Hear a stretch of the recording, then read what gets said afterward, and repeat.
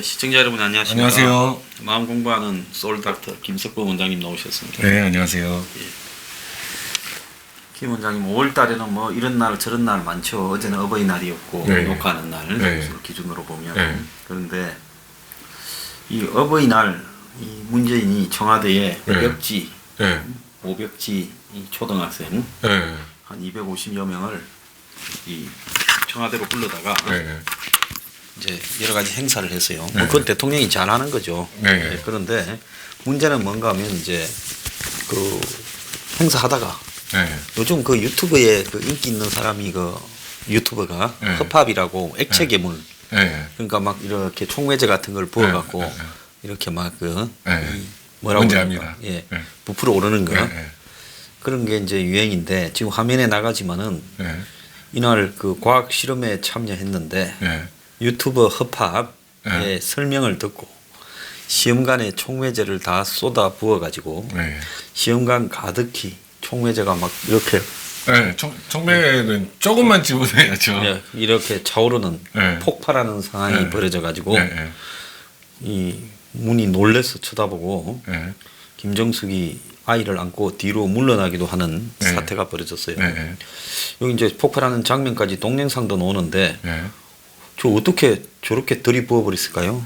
그러니까 그래서 제가 그 인지 기능이 자꾸 떨어져 보인다라는 생각이 드는 게 이거 분명히 그 총매는 조금만 넣으세요라고 그 주의사항을 분명히 알려줬을 텐데 그냥 그 이야기 듣고 바로 다 집어넣어 버렸잖아요. 예.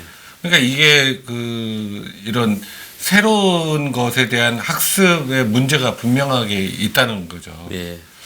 그러니까 아무튼 더 두고 봐야겠지만 이런 그 지금 현재 그 이번에 원로들과의 만남에서도 전혀 자기의 그 정책 방향이라든지 자기의 행보를 바꿀 의사가 전혀 없는 굉장히 옹고집스러운 모습을 보여준 것도 인지 기능이 떨어지면 그럴 가능성이 더 높은 거고. 보통 그런 행사는 구색이지만은 원로들을 불러갖고 자기가 좀 과도하거나 네. 잘못하는 부분에 대해 허심탄회. 네. 그러니까 일반 사람은 말 못하니까 유명한 사회 원로니까 네. 직언을 좀 하고 네.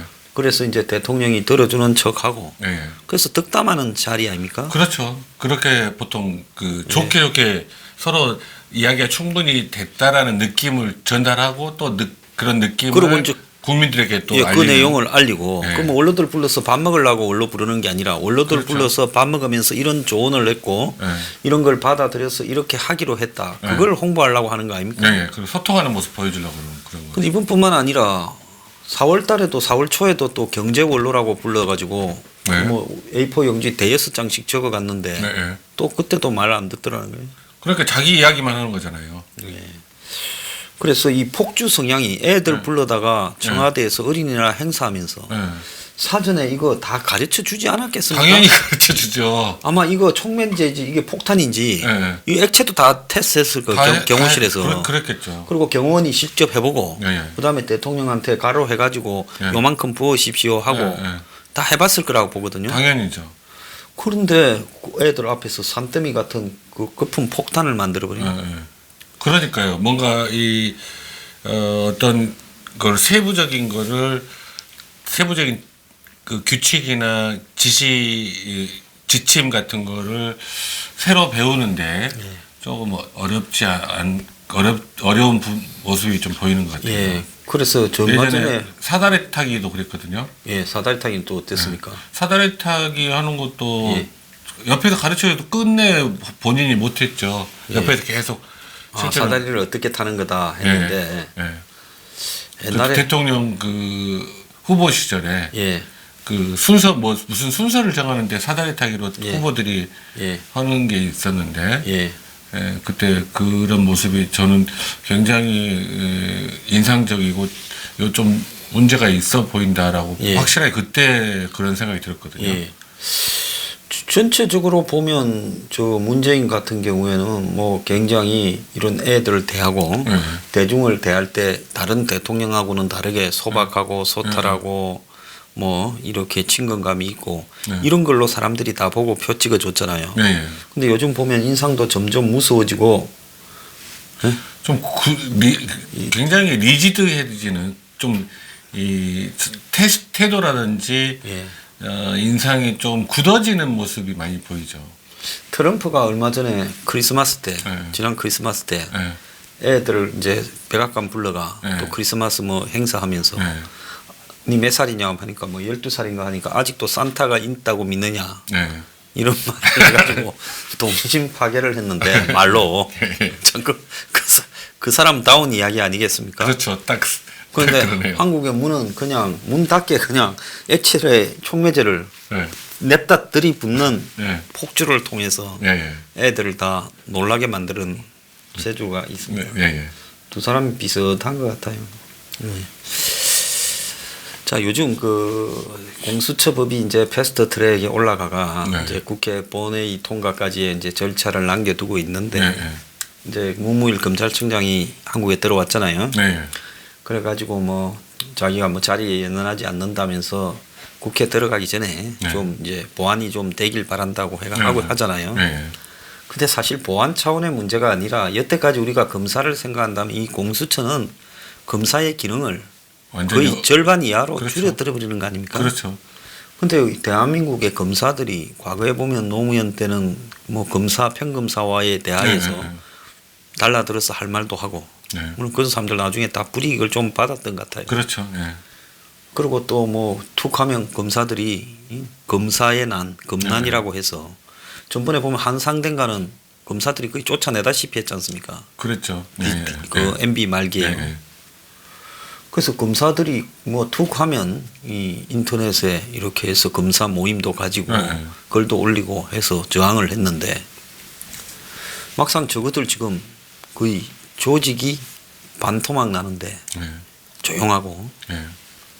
또 판사들도 지금 검사들하고 똑같은 위치인데 굉장히 좋은 뭐 대법원에서 이건 아니다라고 말만 했지 네. 또 조용해요. 네.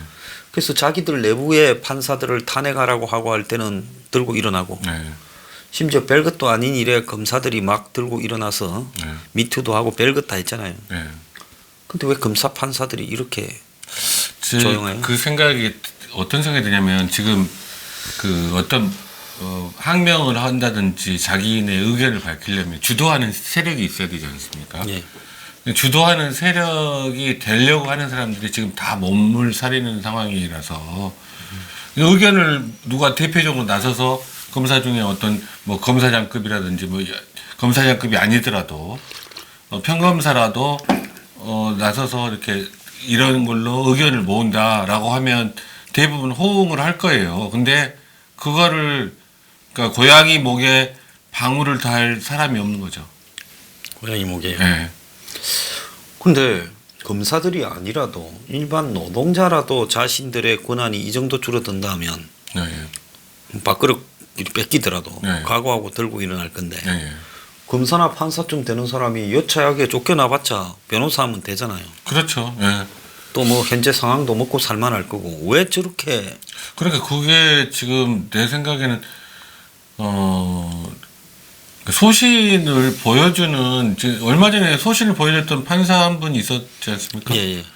그런 분들이 실제로 집단 행동을 유도하면서 혼자만 발표하지 말고 집단 행동을 유도하는 그 모임 그룹을 만들었어야 되는데 그러지를 못하셔가지고 혼자 일 개인의 상황으로 됐는데 지금 검사들이 굉장히 부글부글 끓고 있을 거예요.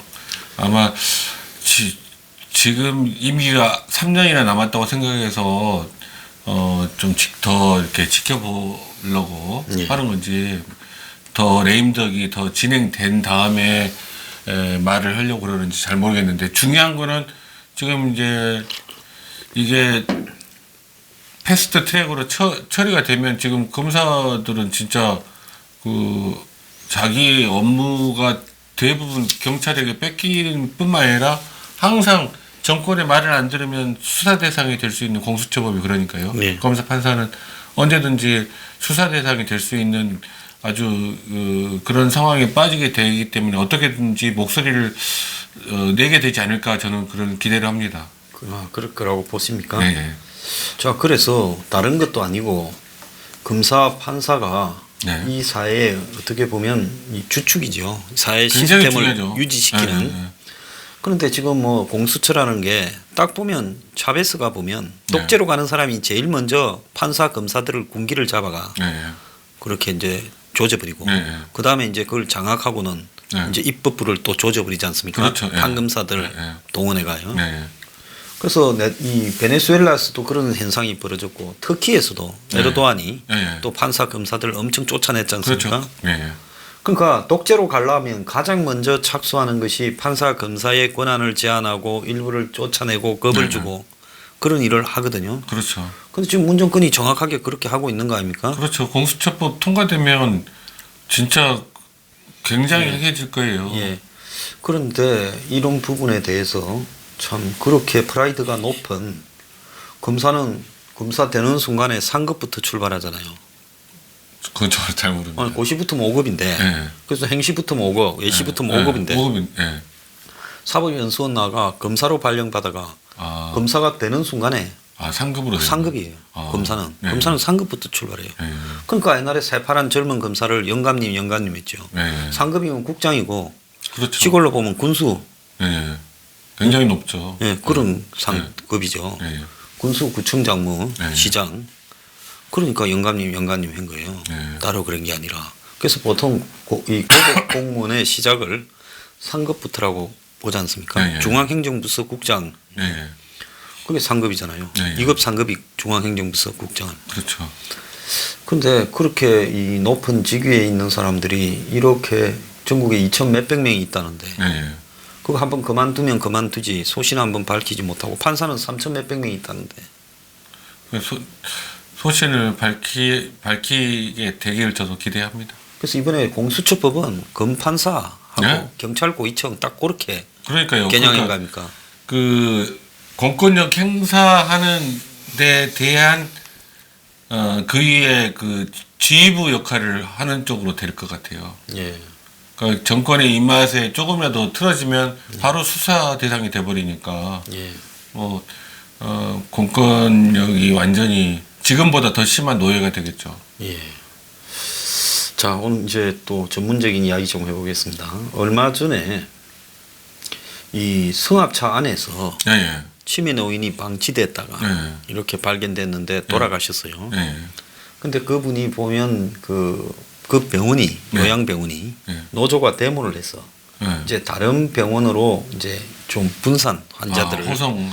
예, 그렇게 호송하는데 환자 32명과 함께 다른 병원으로 옮겨지는데 그 책임져야 할 옮기는 병원은 차량에 남아 있던 마지막까지 있던 이 사람을 이제 내버려 두고 다 내렸다고 문을 닫아버린 거예요. 그래서 하루 넘게 이렇게 방치가 됐다는 겁니다. 그러니까 전날 하다가 하루를 지나고 그 다음 날 1시 50분에 발견이 됐다는 거예요. 그러니까 치매 환자가 하루 동안 마시지도 먹지도 못하고 차 안에 있다 보니까 이렇게 사망에 이르게 됐다는 거예요. 89살 분인데. 그래서 참 이걸 보면서 어떻게 그 인원 파악도 안 하고 그렇게 다른 병원에 전원을 시켰는지 이해가 안 가네요. 예. 그 좀 기가 차지요. 예. 예. 그러니까 여기서 보낸 환자가 32명이면 그쪽에서도 32명 받았다고 전화 확인도 하는 게 기본일 텐데. 예. 또 심지어 전북 군산에서는 이 치매를 앓던 아내를 살해한 80대 남성이 또 긴급 체포됐어요. 그 요양병원 입원 문제를 가지고 이렇게 갈등을 빚다가 그렇게 이제 살해를 했고 또 얼마 전에는 아들이 치매를 앓고 있던 80대 아버지를 살해하고 스스로 이제 자살을 했고 그래서 이게 치매가 진짜 이게 요즘 부쩍 많아지는 겁니까? 아니면 옛날부터도 많았는데 옛날에는 그냥 가정 내에서 다 그냥 삭히고 가다가 요즘은 이제 이런 것들이 다 요양병원이나 이런 식으로 가게 되면서 부쩍 이 사태가 많아지는 겁니다. 그게 어떻게 되냐면요. 이제 수명이 늘어나지 않습니까? 예. 수명이 예전에 저희 어렸을 때만 해도 60대 61세가 되면 환갑잔치를 했는데 지금은 61세 환갑잔치 하면 웃는 상황이 됐잖아요. 다들 안 하죠. 예. 수명이 늘어나면서 늘어나면 늘어날수록 나이가 연령대가 올라가면 올라갈수록 기하급수적으로 치매 발병률이 올라갑니다. 그러니까 70대 발병률보다 80대 발병률이 훨씬 더 높고 80대 발병률보다는 90대 발병률이 훨씬 높고 근데 예전에는 수명 자체가 짧았기 때문에 60대 뭐 네. 중후반부터 다 돌아가셨으니까. 치매가 그 유병률이 더 낮은 나이에서 돌아가신 거죠. 예. 그러니까 이게 장수가 하는 사회가 되면 될수록 치매 환자는 늘어날 수밖에 없는 구조로 돼 있고요. 지금 현재 그래서 치매라는 질병은 결국은 국가가 책임질 수밖에 없는 질병이거든요. 더더구나 예전에는 대가족 제도였기 때문에 치매 한 분 계시면 여러 가족들이 힘을 합쳐서 어떻게 해볼 수가 있었지만 지금 다 핵가족을 넘어선 상황이잖아요. 네. 불가능합니다. 그리고 치매라는 질병이 그 나타나는 증상들이 그 가족 간의 갈등이나 싸움을 유발하는 경우도 많아요. 왜냐하면 지금 같이 살고 있는 며느리가 나를 밥을 안 준다. 실제로 밥을 드렸는데 밥을 먹고도 밥을 안 준다고 그럴 수도 있고 치매 환자가. 신경이 굉장히 이제 돌보다 보니까 거의 네. 뭐 예민해지고. 그러니까 밥을 분명히 줬는데 밥을 먹고도 안 줬다고 그러면 그 다른 가족들이 오해를 할 수가 있고요. 또 같이 사는 가족이 내 돈을 빼돌린다. 그게 치매가 중등도 이상 진행되면 돈을 누가 빼간다라는 그 피해 사고 망상이 나타나는 거거든요. 대부분. 그런 망상이 있으면 그 망상을 같이 사는 사람들은 알지만 따로 떨어져 있는 친척들은 모르잖아요. 그럼 그 가족 친척들 간에 또 그것 때문에 오해가 싸우는 생길 거예요. 수 있겠네요. 그리고 또 치매 환자들 중에 이제 남자 치매 환자들이 아까 조금 전에 아들이 아버지 치매 환자를 살해했다는 이야기 나오는데 남자 치매 환자를 받아주는 데가 적어요. 남자 치매 환자는 힘이 세고 완력이 세고 그 고집이 그리고 세지고 그러니까 그 여성들은 좀 더 그 컨트롤하기 편한데 완력을 행사했을 때도 다른 직원들 같이 힘을 합치면 할 수 있는데 남자 할아버지들이 완력을 행사하는 경우에는 그 직원들이 여자 직원들만 많이 있는 경우에는 감당을 못하는 거죠. 그러니까 그 남자 요양원에서도 남자들은 잘 안 받으려고 그래요. 아, 치매한 남자들. 네. 자. 이런 부분들이 있고 그렇기 때문에 그러니까 이제 치매 환자 한 명이 생기면 가족 간의 갈등도 많이 생기고 또 그 분이 요양원에 보냈다면 요양원에 보냈다는 것 자체에 대해서 죄책감을 느끼는 배우자들이 많아요. 예. 가족들도 마찬가지고 자녀들도. 예.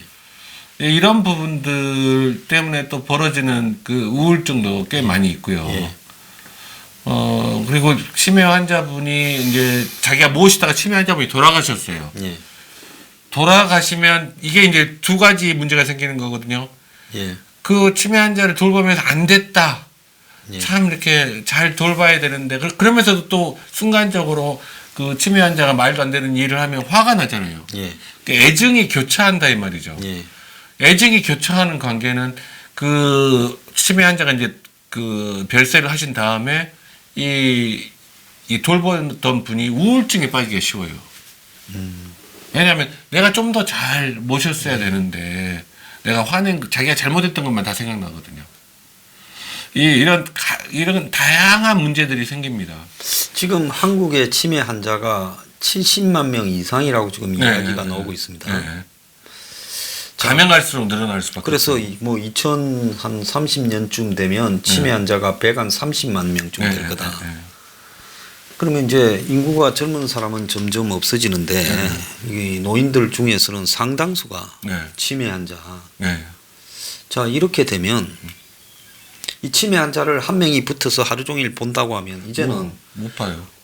그러니까 그것도 이교대로 해서 일명이 뭐 본다든가 네. 정도밖에 안 될 건데 이제는 그러면 치매 환자가 130만이면 네. 치매 돌보는 사람이 260만 명이 있어야 된다.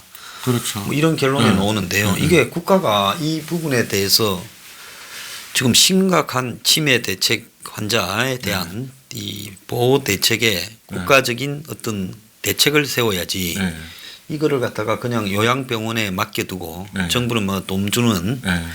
그런 부분을 가지고 요양급여 뭐 이런 네. 걸 가지고 만족하고 빠져버리고 그리고 이제 개인별로 이 온갖 갈등들을 겪으면서 이제 부모를 하잖아요. 네. 근데 이 치매 환자뿐만 아니라 치매 환자 말고도 뇌경색이라든지 네. 중풍이라든지 그런 것도 많이 있죠. 많죠. 네. 그렇게 하면 지금도 이미 뭐 백수십만 명이 될 건데 네. 근데 이 문제를 그분들이 뭐 자기의 정치적인 의사를 표현을 못한다 해서 이렇게 방치를 하고 가서는 되느냐. 국가적으로 책임을 져야 되는 거 아닙니까? 국가에서 해결할 수밖에 없어요. 우리 산업 구조가 그렇게 돼 있어요. 예. 그러니까 제가 좀 이번에 그 현금 퍼주는 거 막 이렇게 지금 현재 현금 퍼주는 복지를 엄청 해야 되지 않습니까? 오히려 그런 것보다는 실제로 그 노인 그 복지 이런 일들을 할 수 있는 인력을 기르는데 거기에서 새로운 일자리들을 창출하고 거기서 일할 수 있는 그 노동자들을 훈련시키는데 돈을 투자하는 게 훨씬 더 장기적으로 봤을 때 이익이 되는 거죠. 그거는 일단 취업하고 이렇게 그 사람이 해 나갔을 때는 웬만해서는 그 일자리가 계속 유지되는 일자리니까. 그래서 일본 같은 경우에는 이걸 갖다가 이제 요양이란 말을 안 쓰고 개호라는 네, 말을 네, 쓰더라고요. 네, 네, 네. 그래서 개호 요원이라고 해서 네, 1년에 뭐 한 4, 5만 명씩을 네. 뽑더라고요. 네, 네. 준공무원처럼. 네. 그래서 일자리 문제도 해결을 하고 이걸 돌보는 네. 부분에 이제 이 동네마다 네. 마을 복지관 같은 걸 두고 네. 거기 노인들이 거기 모여 살게 하면서 일본이 초고령화가 진행되는 대표적 노인 국가 아닙니까? 네. 네. 그렇게 하는데 우리는 이 문제에 대해서 이 정당에서도 입장을 밝히지 않고요. 네. 이런 걸 가지고 치매 환자들을 어떻게 하겠다라는 걸 지금 요양병원에 보내놓는 거는 다 어쩔 수가 없으니까 보내는 사람도 충분히 이해가 가고요. 네. 그렇지만은 내 옆에서 벌어지지 않는 일에는 그냥 일단 좀 보내놓고 나는 좀 있고 싶다 이런 심리들이 강하잖아요. 그럼 또 국가는 국가가 책임질 수 없으니까 요양병원한테 급여만 주고 또 이렇게 맡기고 네. 그러면 요양병원은 요양병원대로 또 이런 부분이 일종의 상업화되어서 네. 서비스를 이제 질을 낮추고 어쨌든 좀 남는 방향으로 하려고 온갖 요양병원의 비리가 난무하잖아요. 그래서 좀 돈 좀 있는 사람 가면 한 달에 한 300만 원, 500만 원 더 들어간다더라고요. 요양병원만 이야기하시는 게 아니라 요양원. 요양원까지 다 포함해서요. 네. 그러니까 돈 있는 사람 가면 이제 그 딱 자식들 견적 내서 요양원 예. 그렇죠. 예. 돈이 틀립니다. 요양원에서도 예. 어떤 클래스로 대우를 받고 어떻게 하는지에 따라서 예. 그 요양원 비용이 틀려요. 근데 요양원 같은 경우에도 보면 대부분 네. 이 사설이지 네. 공설 요양원은 별로 없잖아요. 그렇죠. 자, 그래서 이제 사실은 뭐 없는 노인네들은 이런 치매에 걸리거나 네. 또 무슨 중풍이나 뇌경색 이래 걸리면 거의 고려장이고 수순이 네. 뭐 있는 사람들은 그것보다는 대우는 좀 잘 받겠지만은 자식이 거의 이제 ATM이 되고 그리고 또 그런 하는 업체들은 그야말로 노인들을 이제 대상으로 네. 돈벌이하고 네. 그래서 이거를 이런 식으로 할 게 아니라 네. 국가가 이쪽이 해야 되지 않겠습니까? 지금 국가에서 나름대로 이제 정부에서 대책을 수립한다고 계속 해오고 있어요. 해오고 근데요, 있는데 지금 현실에서 만족할 만한 결과를 아직 얻지 못하고 있는데 치매 환자는 급격하게 지금 증가하고 있는 거예요. 제가 지난번에 봤을 때 차라리 생산적인 일자리를 갖다가 하려면 어차피 일자리 네. 예산을 몇 조씩 풀어서 네. 이 치매 거인 노인분들이나 네. 그다음에 무슨 뭐 이 장애 지체 장애가 있는 그런 돌봄이 그런 노인들의 돌보미들을 네. 국가에서 대거 고용해서 그렇죠. 그 사람들에게 월급을 주는 거는 그거는 나가야 돼서 마땅한 돈이지만은 네. 무슨 불 끄고 휴지 줍고 그냥 밤에 돌아다니고 이런 일자리를 창출하느냐 이거 네. 조금만 생각을 바꾸면 얼마든지 해결할 수 있는 부분이잖아요. 그렇죠. 네. 그러니까 두 가지를 다 같이 해결할 수 있잖아요. 일자리도 늘리면서 실제로 지금 그 치매 환자들의 고통을 덜어줄 수 있는 방편이 될 수 있는데 그냥 현금을 그냥 뿌리는 식으로 이렇게 하니까 뭐 1년 지나니까 몇십 조가 금방 없어져 버리잖아요. 아니 유치원에 지금 비리라고 하면서 온갖 폭로를 한 사람들이 네. 솔직히 따지면 유치원 비리가 많겠어요? 요양병원 비리가 많겠어요? 비리 구조로 보면. 그런데 유치원 비리를 가지고 저렇게 캐는 사람들이 우리가 돈 보태줬으니까 너네들이 정부의 공식적인 회계 시스템 안에 들어와라부터 뭐 그 돈으로 뭘 했니 하는 사람들이 아니 유치원보다 훨씬 어마어마하게 많은 돈을 요양병원에 보내면서 요양병원도 나름대로 애로사항이 제가 있는 걸로 제가 요양병원 구체적으로 어떻게 운영되는지는 정확하게 저는 이제 모릅니다. 요양병원 중에 예. 저는 성실하고 좋은 분들도 있어요. 그럼 정부가 심사를 해서 진짜 양심껏 요양병원을 운영하는 분들은 적극 더 도와줘야 되고 요양병원을 그야말로 업자들이 있습니다. 나는 그거 봤어요.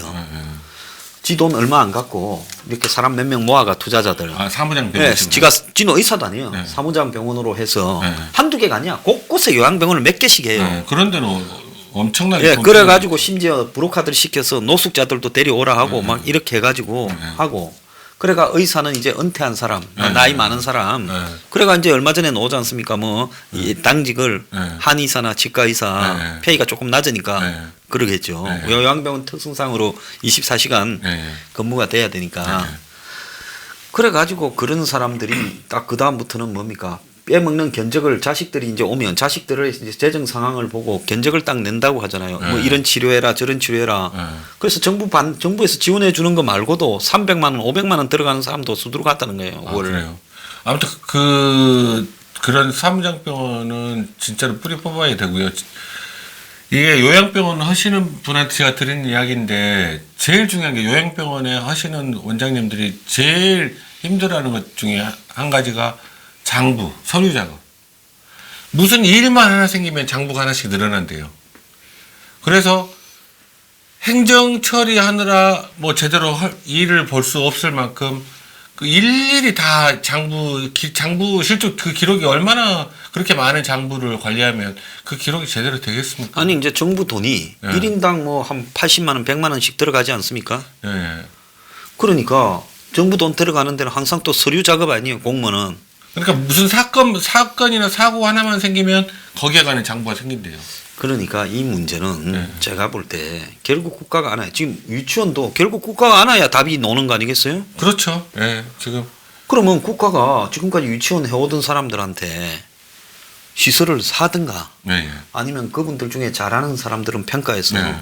A, B급쯤 되는 사람들은 그대로 두고 네. 그분들한테 월급을 주면 되잖아요. 그렇죠. 그리고 예. 인센티브, 네. 능력급도 주고. 예, 예, 그래서 그분들이 국가를 대행해서 그걸 하는 예, 예. 대리업자로 만들면 되잖아요. 네. 마찬가지로 요양병원도 평가해서 네. A급, B급쯤 되는 데는 그분들을 국가를 대신해서 하고 네. 서류 작업이나 이런 거는 국가에서 다 그냥 사람 파견해서 예, 예. 그렇게 해주면 요구하는 놈이 저거가 직접 만들어라 하고 네. 그 요양병원을 운영하던 원장님이나 이런 분들한테는 네. 시설을 예. 그분들이 그냥 소유권은 가지고 네. 그분들하고 정부가 계약을 맺어서 예. 예? 그렇게 얼마씩을 하는 드리고 좋을 것 같네요. 하고 예. 그다음에 이제 C급, D급은 정부가 사들여 버려야 되죠. 네. 시설들을요. 그렇죠. 네. 그리고 추방해 버려야 되고 네. 그런 업자, 브로커들은 예. 그런 식으로 해서 이걸 점차적으로 예.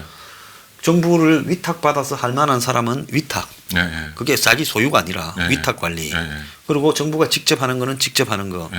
이런 식으로 시스템을 갖다가 바꿔가야 되는 거 아닌가. 예. 맞습니다. 저도 거기 그 생각이 드네요. 예, 그래야 과잉 진료니 뭐 가짜 의사니 네. 정식으로 의사들도 하고요. 그렇죠. 그래서 모자라는 부분은 정부가 보조해 줘야지요. 그렇지 그러니까요. 않습니까? 그러니까 무조건 네. 그 뻔히 그 저수가를 주면 어떻게 해결할 방법이 없는 상황을 만들어 놓고 뭐 거기에서. 당직 그 콜 당직은 못하게 하면서 당직을 무조건 의무적으로 쓰게 하니까 한의사하고 치과의사가 그 요양병원에 당직을 쓰면 그게 정상적으로 응급 상황에 대처할 수 있겠습니까? 그러니까 그런 것들이 안 되니까 네. 이제 거기에 일하는 사람은 일하는 분대로 네. 일은 험하지요. 3D도 그렇죠. 그런 3D가 네. 없죠. 네. 그건 3D 업종에서 이제 열악하고 폐인은 낮고 네. 그러니까 그분들도 이제 파업을 하니까 네. 있던 사람을 다른 또 요양병원에 분산시키다가 네. 치매 환자분이 차에서 못 내려서 사망하는 네. 사고까지 발생하지 않았습니까? 네. 네. 그러니까 이게 얼마나 어설픈가 하면 치매 환자를 다른 병원으로 옮기면 적어도 가족한테 통보해서 네. 가족들이 다음날 아침에 가서 확인하는 시스템만 됐어도 이런 일이 없었을 거 아니에요? 그렇죠. 최소한 근데 환자를 이 넘기고 받는 과정에서도 숫자는 세야죠 최소한. 그래서 이게 얼마나 주먹구구식으로 관리가 되면 이런 일이 생기는가 아니면 이분은 그냥 형량 환자나 노숙자였는가 자 이해가 안 가는 부분이에요. 예, 예. 아니 자식이 매너를 올 수도 있는데 같으면 이 병원은 없고 우리 아버지는 어디 갔어요 하니까 저 병원 가 있다고 네. 그런 것밖에 더 됩니까? 그렇죠. 예. 그래서 이게 정부가 할 수 있는 부분이나 손 쓸 수 있는 부분은 좀 써야 되는데 네, 그게 그렇게 해야지 이게 이상한 쪽으로 흘러가지 않죠. 이게 지금 그 나이가 50대, 60대이신 분들 금방 그 나이 됩니다. 이게 금방 우리 문제가 돼요. 근데 이게 치매의 발병에 대한 네. 이 치매가 알츠하이머 그거죠. 치매의 종류에 제일 크게 두 가지로 나누는데 치매의 종류가 여러 종류가 있습니다. 예. 근데 제일 많은 퍼센테이지가 알츠하이머 치매가 있고 혈관성 치매가 있어요. 근데 혈관성 치매는 당뇨나 고혈압 때문에 혈관에 문제가 생겨서 오는 치매가 혈관성 치매가. 예. 뇌에 혈관이 신선한 혈관에 문제가 생겨서 산소나 신선한 예. 영양을 공급해야 되는데 혈관에 모세혈관이 예. 결국 뇌 세포들에게 혈관을 그렇죠. 공급하잖아요. 예. 근데 이 혈관이 막혀서 문제가 예. 생기니까 그거 뇌신경에 예. 장애가 와가지고 예. 이제 이 치매가 오는 혈관성 치매. 그러니까 알츠하이머 타입은 이제 베타 아밀로이드 프로테인이라고 베타 아밀로이드 단백질이 뇌에 축적이 돼서 생기는 그 치매인데 그게 제일 타입이 많죠. 그러니까 제일 숫자가 이 베타 아미노이드, 베타 아밀로이드. 아밀로이드 예. 그 단백질이라는 게 프로테인이 예. 뇌에 축적이 되면 그게 또 뇌신경 작동에 그렇죠. 또 장애를 일으키는 그 모양이에요. 뇌신경 손상을 신경세포 일으키죠. 손상을요. 예. 그러면 그게 축적되는 기제는 어떻게 생기는 겁니까? 그러니까 혈관을 통해서 그 베타 그 아밀로이드 그러니까 프로테인이 생기는 그것에 겁니까? 대해서도 아직 확실하게 이거다라고 밝혀지지는 않았지만 베타 아밀로이드 프로테인이 축적되는 그 기전이 여러 종류가 있나 봐요. 예. 그래서 어떤 약제는 어떤 부분을 차단하는 약제를 실험약으로 지금 만들고 있고 뭐 그런 이야기도 있는데 지금 현재 치매약으로 실제로 쓰고 있는 치매 약물은 이제 치매를 예방하는 약이 있다라는 거는 다 거짓말입니다. 현재까지 치매를 예방하는 약물은 나온 게 없고요. 근데 보통 그 외래에서 보면 치매 예방하는 약을 먹는다 그러는데 대부분 그거는 이제 은행잎 추출물 진코민. 네, 그런 계통을 드시는 분들이나 주사를 맞으신 분들이 그게 치매 예방된다라고 해서 먹거나 주사를 맞기도 그럼 하는데 뭐 진코민이나 이런 부분이 혈관을 맑게 한다는 거니까. 예. 그런 이제 치매를 예방하는 약은 아닙니다. 치매를 예방하는 약은 현재 없고요. 치매를 치료하는 약은 치매의 병의 지연을 더디게 하는. 그러니까 치매가 중증 치매로 오는데 5년 걸릴 거를 10년으로 늘리면 그럼 그 사이에 그 환자분이 별세하실 수도 있지 않습니까? 그러니까 5년 걸릴 거를 10년으로 늘린다든지 3년 걸릴 거를 6년으로 늘린다든지 치매 진행 과정이 더 심하게 진행되는 거를 늦춰주는 약인데 그게 이제 아리셉트라는 약을 제일 많이 쓰는데 이게 이제 성분이 도네페질이라는 약물이거든요. 도네페질이라는 약물은 그 뇌에서 그 기억력하고 관련된 게 아세틸콜린이 기억에 굉장히 역할을 미치거든요. 신경 전달 물질 중에.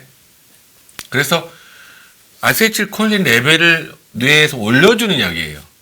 그러니까 아리셉트 말고 다른 약들도 아세틸콜린 분해를 억제하는 약 이런 것들도 치매 치료를 쓰고 있어요. 그러면 여기서 이제 중요한 부분이 네. 치매가 좀 진행될 거라는 거를 그 이전에 정기적으로 진단을 받으면 치매가 올 수 있으니까 조심하세요 하고 네. 1, 2년 전에 경고해 줄 수 있는 시스템은 전혀 없다는 겁니까?